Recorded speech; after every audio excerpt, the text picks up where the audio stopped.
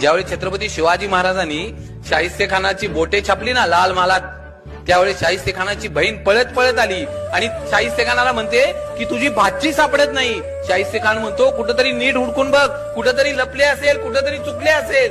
बहीण म्हणती मी सगळीकडे बघितलं पण माझी पोर सापडत नाही. त्यावेळी ते शाहिस्तेखानाची बहीण म्हणते मला वाटतं छत्रपती शिवाजी राजांच्या मावळ्यांनी तिला पळवून नेला.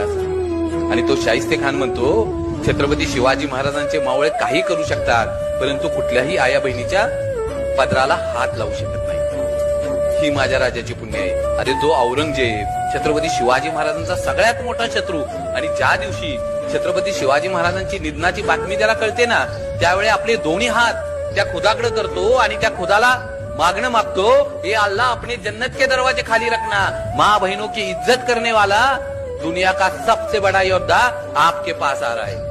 माझ्या राजाची ही पुण्य आहे ना.